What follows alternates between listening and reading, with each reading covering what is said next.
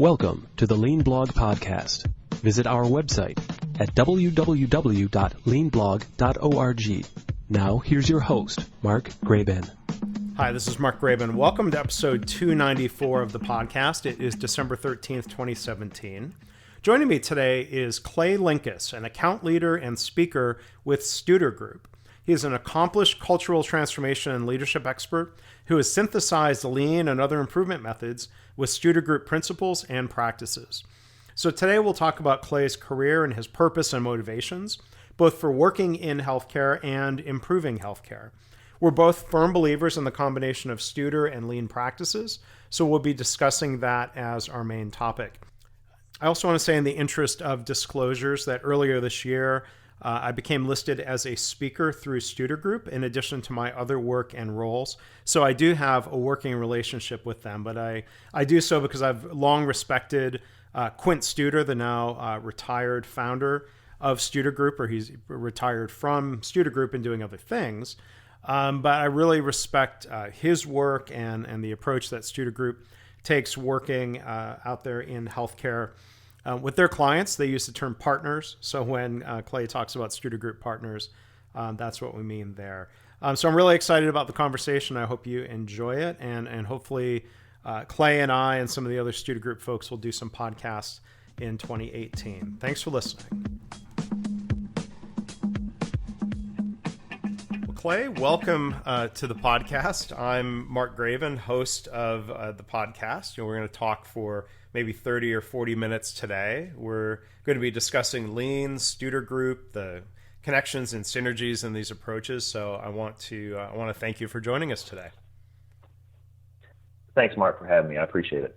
And I think it was appropriate. This is a well-known Studer Group technique. I tried to start here with an ADIT to acknowledge and introduce, even though you know who I am and we've met, talk about the duration and the expectations, and to thank you. So I really am pleased that we're going to have this chance to chat today.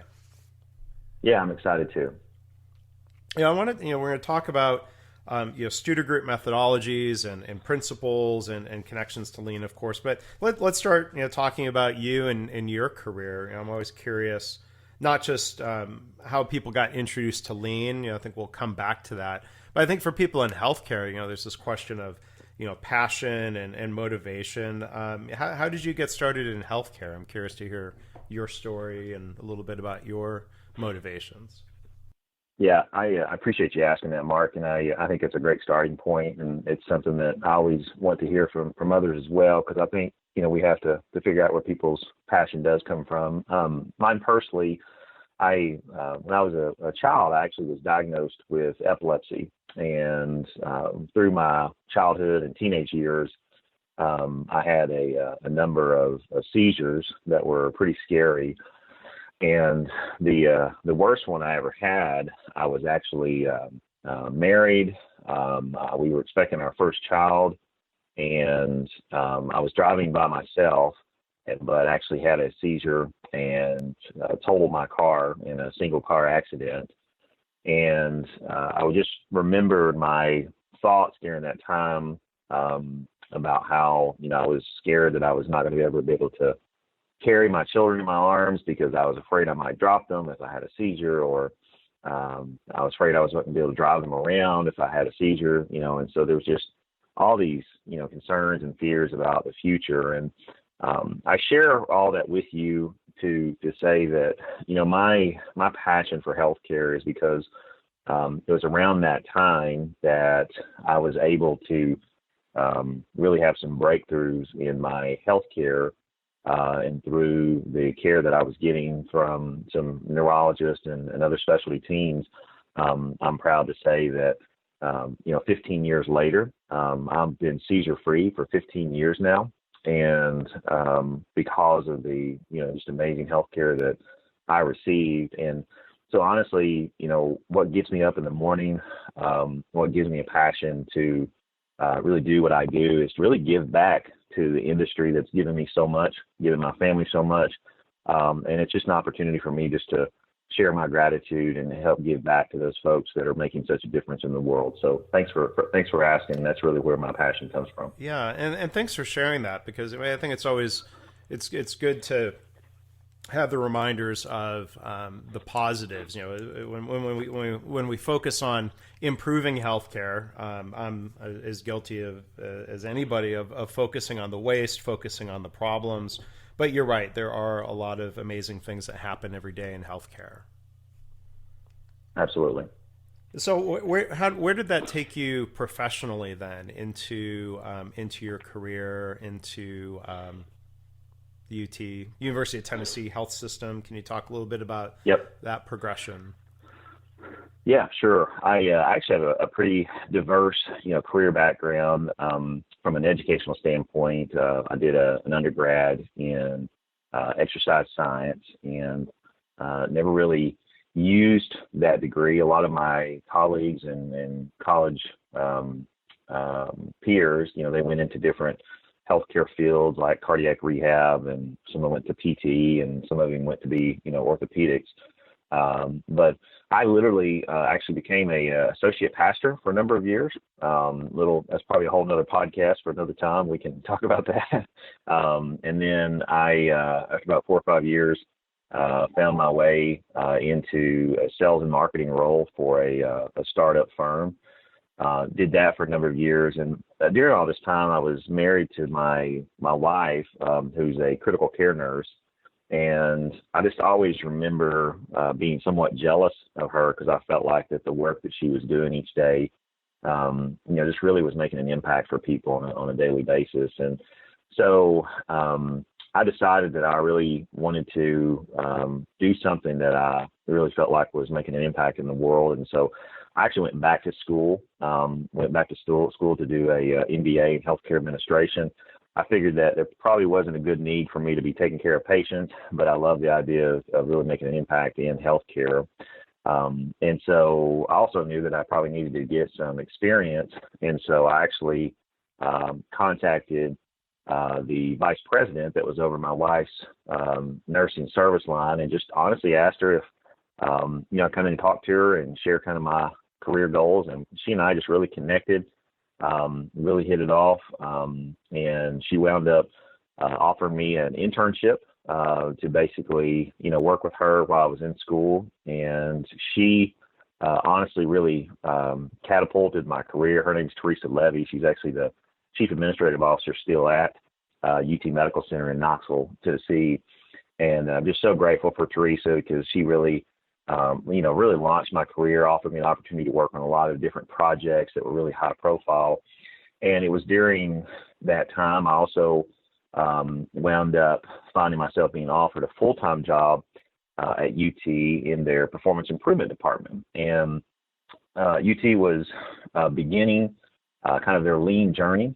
They had decided to adopt kind of the Toyota production system, the Virginia Mason system, as part of their operating platform, and they really needed some subject matter experts to really help lead and guide that. And so they invested in me, sent me off for training and development, and really that's where I got started. I went through a lot of training through UT College of Business, started working with a lot of subject matter experts at UT, got a chance to work with some folks that I know you're familiar with, some of the folks over at UT, Chuck Noon, and some other folks over there, and just really developed kind of a passion and a real interest in lean, and from there started working on a lot of projects at the hospital and the health system to help them improve quality of care and throughput and different things like that. And so from there, I also have pursued, I'm a Six Sigma Black Belt through the American Society of Quality.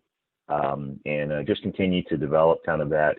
I'm kind of a constant learner around that body of work. So that's a little bit about where that comes from. Yeah, and speaking of Chuck Noon, longtime regular podcast listeners might remember that episode 120 of this podcast was a discussion I had with Chuck Noon and Dr. Jody Crane, talking about lean and emergency medicine, and some of the work they've done and the book they've written. So the good people to be learning from, Virginia Mason and others. So Um, how would you describe? You've talked about doing some projects, and but I think it's always important to come back to purpose, and I know this is a very important thing for the Studer Group, connecting to purpose. When you were either first introduced to Lean or doing some of that work, how did you see that performance improvement work connecting to your own personal purpose, the purpose of people you were working with? Yeah, well, I feel like that my purpose, kind of at a high level, was really to figure out how do we make healthcare better. How do we make it better for employees? How do we make it better for physicians? How do we ultimately make it better for patients? And that kind of theme was what really drove me and woke me up every day. And so I really saw Lean as a means to an end. I saw it as an opportunity to really help myself, others, in a larger healthcare system and even the industry do just that. And so that was for me how it really connected to my purpose. Yeah, and I think whenever we see great success stories with Lean out there, people talk about their purpose and benefits on many levels, not just measurable benefits, but emotional benefits for patients and for staff, and financial benefits for the organization. It seems like sometimes organizations get off track when, I don't know if they're trying to shortcut the process and they sort of come out and tell people, hey, you need to go implement this. And like, well, yeah, without connecting it to purpose or even reasons why. What are some of your thoughts or recommendations if an organization is struggling in that way? Yeah, it's a great conversation, because one of the things that I have found over the last probably decade is there's a lot of what I would call very well-intentioned Lean practitioners that I'm going to just for lack of vocabulary refer to as kind of head people. And so you've got in healthcare, you've got head people and you've got kind of heart people. And sometimes what happens is that the head people get really excited about Lean because of the opportunity to improve metrics and improve performance, but they sometimes forget about this whole other group of people in healthcare that are I'll refer to as kind of heart people. And you really have to help them connect this work back to the things that are important to them, their values. And it can't just be about, moving a number, but it really has to be about, how does this connect to, worthwhile work, a sense of purpose, making a difference, things that are important to folks like nurses and physicians, and really around, how does this help them improve quality of care? And if you can really help, through either stories or through examples or very intentional messaging, help people understand how this does connect back to those things, I have found in my experience that you'll get a lot more traction in your Lean journey as opposed to just trying to deploy, a Lean system per se. Mm-hmm. Yeah, and there's a great reminder there that stories are really powerful. It's not just the data and the metrics, but there are some really compelling stories that reach people's hearts. And I think back even a connection to Pascal Dennis, who's an author and a former Toyota manager, and we've done some podcasts together. And Pascal always emphasizes, even coming from that sort of hardcore engineering background, and he worked in HR, so maybe he's both a head and a heart person. But he said you've got to reach people's hearts and minds at the same time. Yeah, absolutely. Yeah. So we'll come back. We'll talk more about Lean. But I want to talk a little bit about some of your own personal transition into Studer Group, before we talk about some of the synergies or parallels in methodologies. Can you talk about making that career transition and maybe use that as a way to introduce Studer Group, the organization, for listeners who might not know about Studer Group? Sure.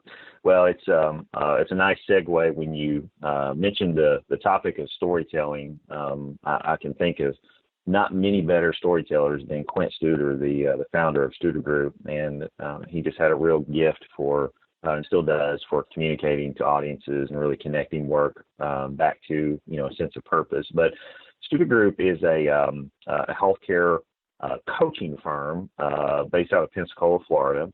We've been around for about 20 years. And our work is a little bit unique in the sense that we focus a lot on leadership in healthcare. We focus a lot on culture.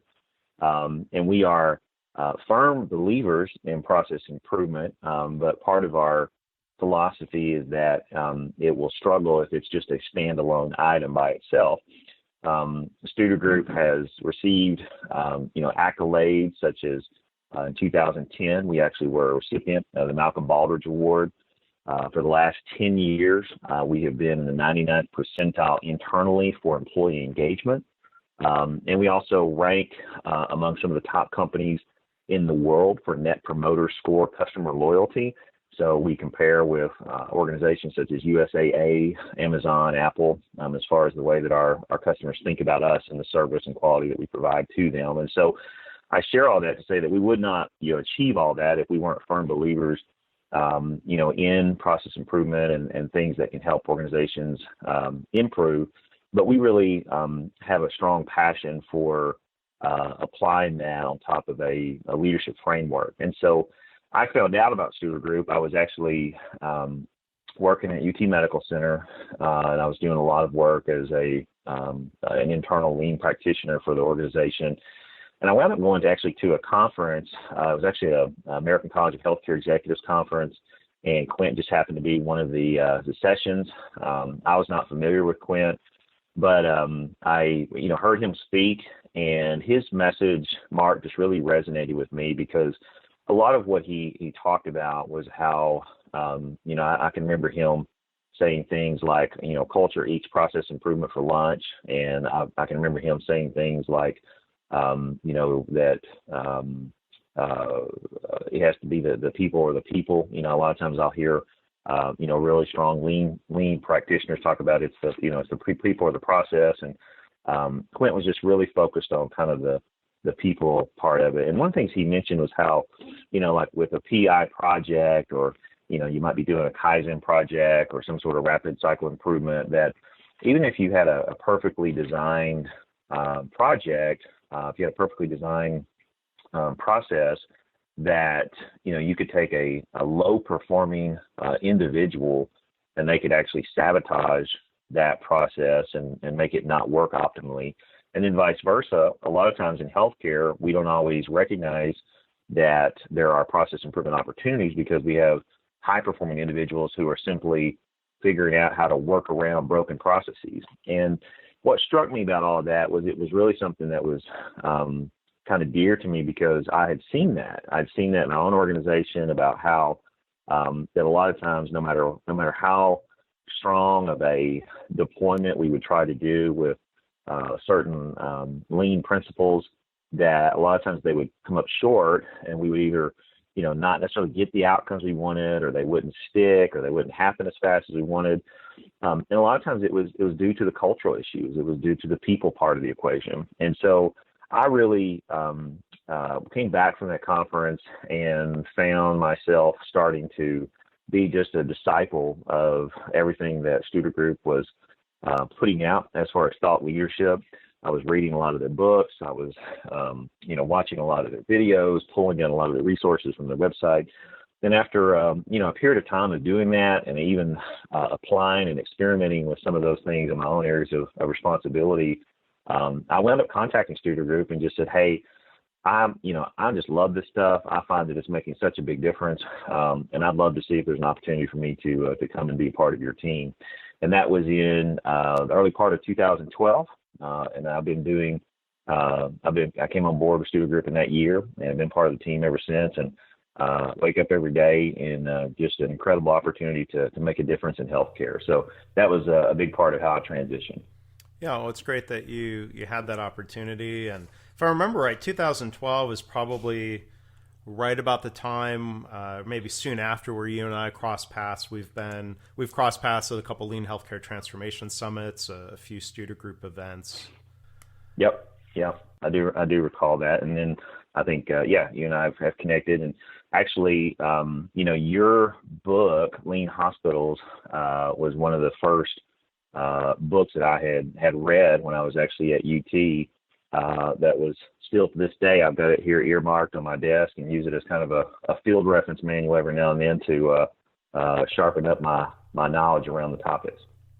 Oh, well, thank you. It's quite kind of you to mention that. And as far as books, and talking about Quint Studer being a great storyteller, one of the books that was very important to me and is sitting here on my bookshelf is Quint's book, Hardwiring Excellence, because when I first got into healthcare in 2005 and was trying to learn about this environment, and I was working with people and they were telling me their stories and experiences, but a number of people recommended, so you've got to read Quint's book.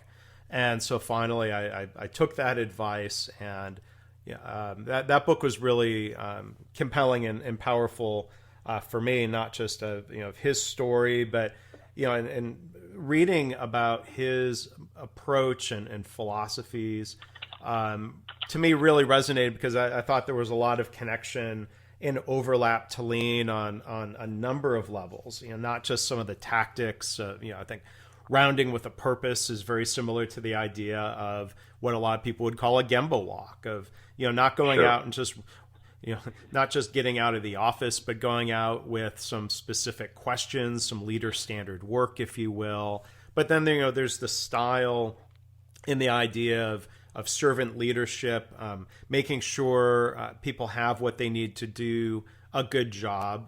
There are parallels to what I hear from Toyota leaders saying, it's a leader's responsibility to create a system in which people can be successful, that they're not having to constantly develop workarounds for, as you mentioned a couple of minutes ago. So, and I think that book was really, really helpful for me to help with my transition into healthcare. And I revisited that book earlier this year, and I think it holds up really well. So, I wanted to ask you though, how do you see, when you discuss this, further here, how do you see kind of, classic lean approaches and Studer Group principles fitting together and being complementary? What are some of the things that stand out to you?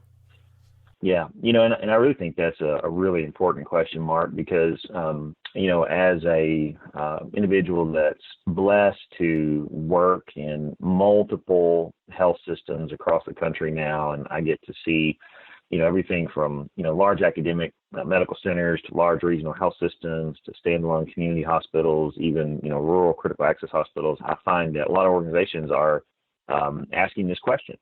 And they're asking this question out of good intent, because they're trying to become better. They're trying to fulfill their mission. They're trying to respond to the challenges in the external environment with reductions in reimbursement, and really trying to improve quality of care. And so many times, that question is being asked, and I think it's very important and very timely. So thanks for bringing it up today. When I think about lean, one of the models that I try to go back to try to give some frame of reference is the Shingo model.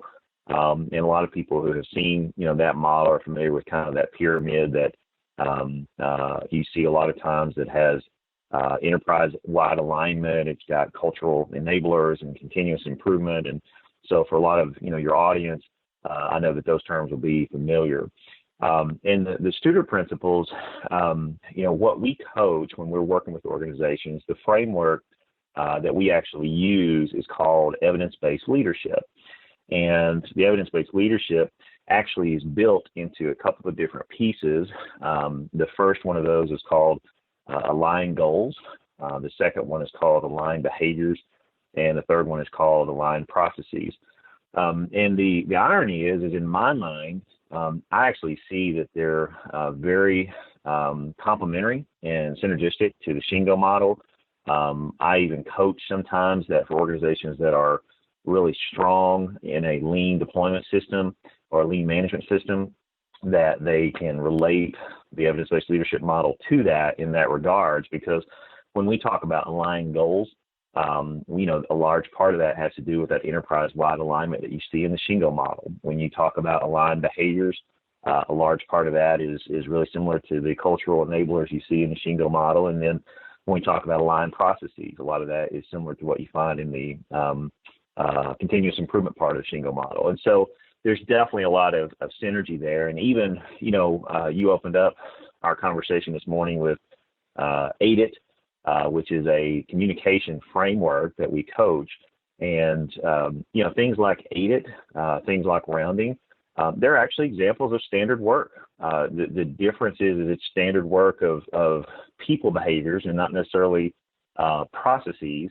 And so that creates, some confusion sometimes for people. But it literally is just saying, here is the best way that we know how to communicate at this moment. And it's not meant to be a rigid prescriptive, but a guideline that helps you really follow a best practice model to produce the ultimate value for your customer, which is, a large part of the Shingo principles as well. And so, those are some of the ways. And then when I think about some of the principles associated with the Shingo model, whether it's lead with humility or respect every individual, create constancy and purpose, those things are just baked into the DNA and the fabric of what we do. And so, when I think about that question, for me, it's not an either or proposition. It's not necessarily, should we do lean or should we do Studer Group? But it's more of a yes and. It's both, because you've got to have the leadership piece and the management the piece. And I really see a large part of what we do as really addressing a lot of the leadership systems, and I see a lot of what lean does is really addressing more of the management systems. And I think you need both of those if you're going to have a real culture of high performance. I agree. And I've seen organizations that, really, really excited, or, they've seen great results from their own combination and synthesis of Studer Group principles and lean. I think I've seen this as, anecdotal as opposed to any sort of, like validated PhD research. But when I've gone into organizations that have a foundation of a couple of years of working on the culture, the behaviors, the alignment that has come from their Studer Group coaches, I think a lot of ways that sets them up for lean success, that there's a good foundation and infertile soil there. And I agree, it's not either or, it's I think a matter of combining. And I'm trying to verbally draw a Venn diagram. If people can kind of imagine a Venn diagram, I think there's a high degree of overlap. I think there are some specific concepts and tactics and ideas that are unique contributions from the Studer Group side, and there's probably some things that lean adds that would be new ideas for an organization that's been embracing Studer Group principles and practices for a long time. So I think there's a lot of overlap. When you were talking about aligned goals, that makes me think of a strategy deployment process within a lean management system. So I agree with you. This is all very highly complementary. What are some of your other thoughts? Have you seen organizations start with Studer and layer lean on top of it, or vice versa? How do you see some of those connections? Yeah, it's interesting when we're out there. I'd say we typically run into one of three scenarios. We typically have existing Studer Group partners who are maybe multiple years into their what we call Studer Group journey, who are beginning a lean journey, and so they're trying to figure out what that looks like. Or we run into organizations that have been deploying the lean management system per se for a number of years, and they are trying to figure out how to begin a Studer Group journey without disrupting the work that they've been doing with lean. And then I think the third group is the organization that just knows that they've got to get better, and they're trying to figure out, like I said, some of them are asking the question of which one should we do, and many times the answer is not necessarily an either or, but maybe a little bit of both. And so, yeah, we definitely do see that. And, I'd love to, if it makes sense this morning, you can share some examples of some organizations that, we see those things working together.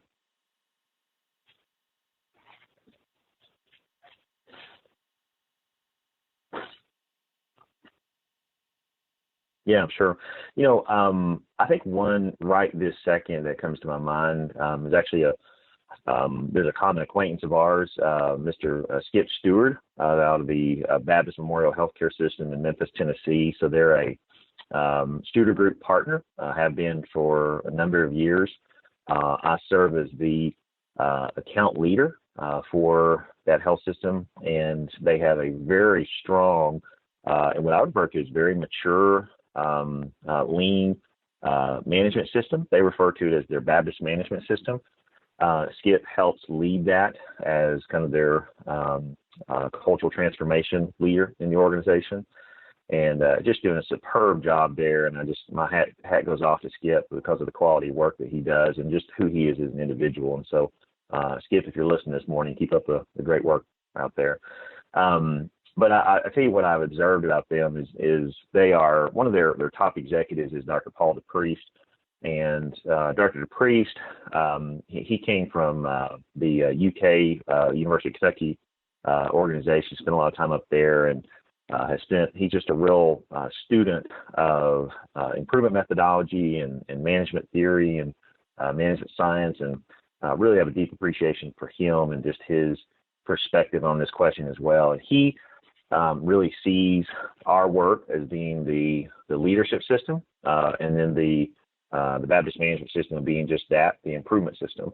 And in his mind, it's not an either-or proposition, but it's both. And so when we started with them, a large part of what I did was really try to figure out how do we not come in and disrupt any of their lean work, but figure out how do we align the evidence-based leadership system to the work that's already being happening there, because it's good work.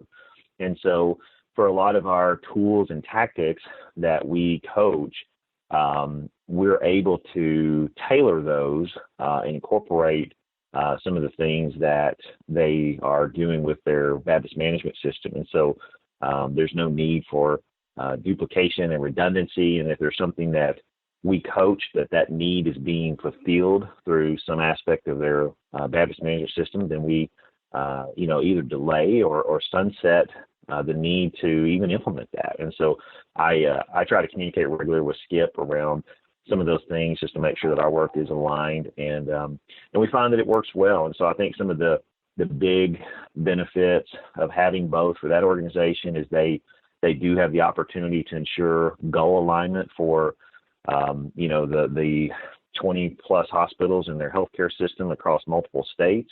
The leaders' goals are aligned to that. And as they are deploying their Baptist management system, they have the opportunity to make sure that that system is also supportive of those goals.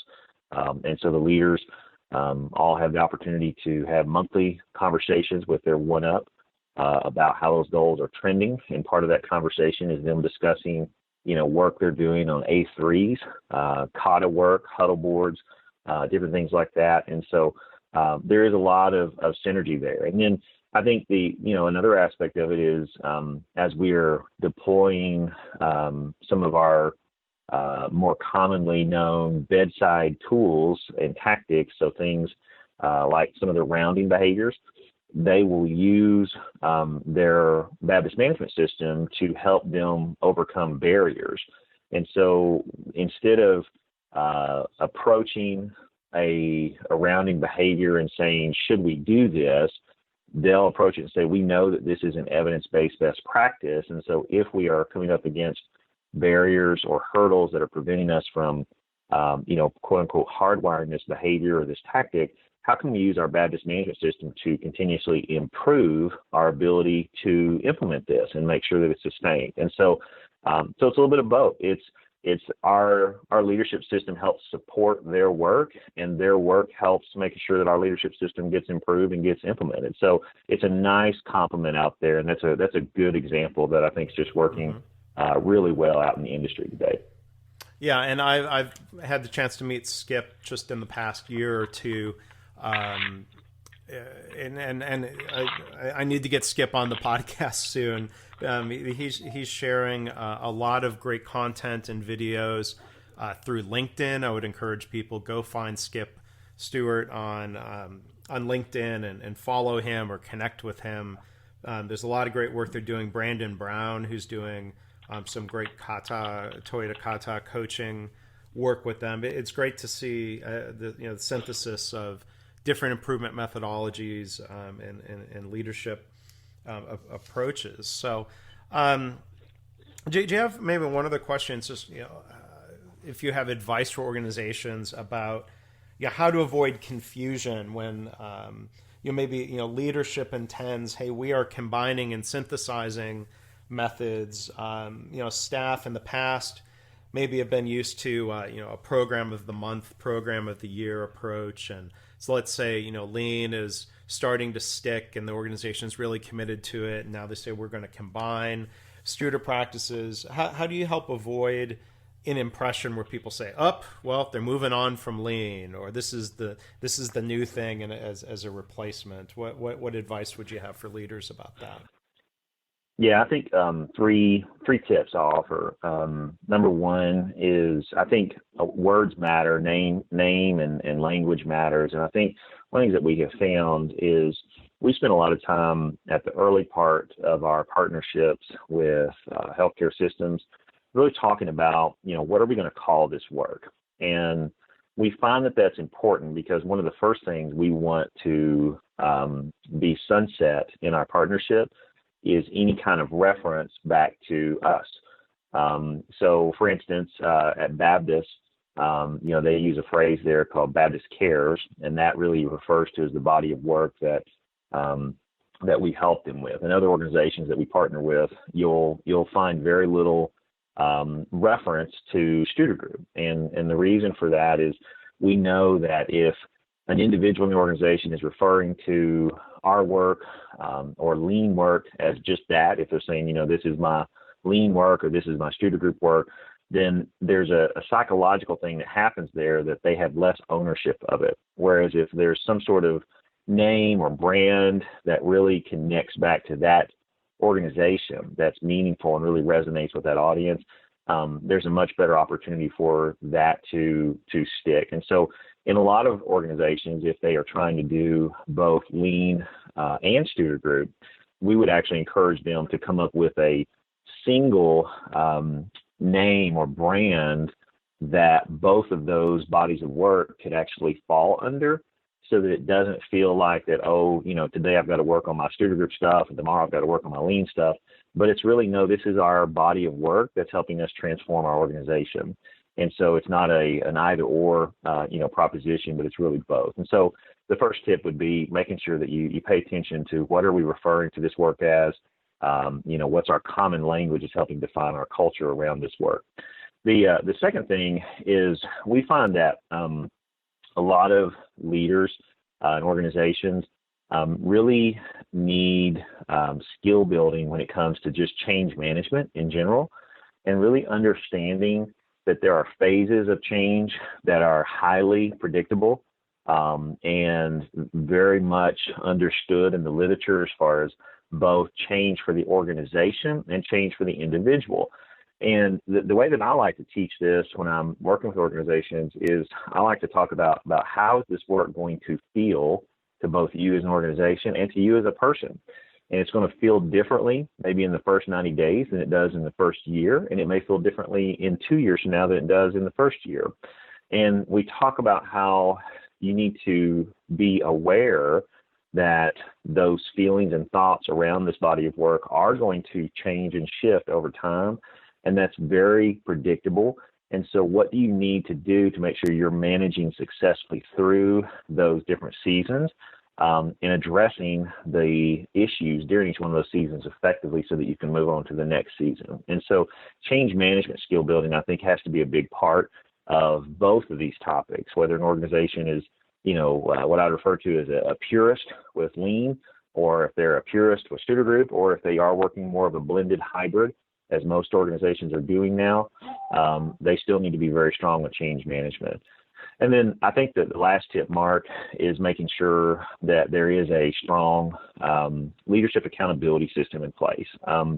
We find that, even with our work, even with lean, I'll talk about our work first. A lot of times what we find when we start partnering with organizations officially is they're already familiar with most of our tactics. It's not like we walk into most organizations and they have a lack of familiarity with what we coach, what we teach. I mean, we have, dozens of books. We have free material on our website. There's conferences that we have. A lot of people have heard our speakers. So a lot of what we do is what I refer to as common knowledge in the industry. What I'll say is the kind of the secret sauce of making it stick is we help them put in place an accountability system when we start working with them that makes sure that it's not just a flavor of the month, but it does stick. Because my friend and colleague Craig Dio, he talks a lot about how it's not hard to improve, but it's hard to sustain. And he talks about the example of how people will. Anybody listening to this podcast has probably at some point lost a few pounds throughout the year. And so losing weight is not hard, but sustaining that weight loss is what's hard. And he'll use that example to really drive home that point.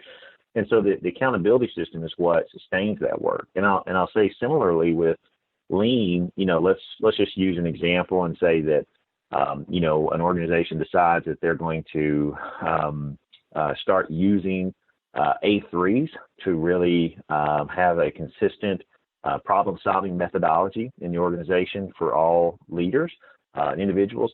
Well, that's a fantastic idea, but it's not reality to think that just every person in the organization is going to want to do that, even if you connect that to purpose, even if you decide that it's what's best for patients. There's going to be a small cross-section of folks that don't do that just because you want them to. And so there has to be some accountability, even around lean work, to make sure that it's done, that it's done well, and done consistently and isn't just a flavor of the month. So the leadership accountability system is really the third tip there.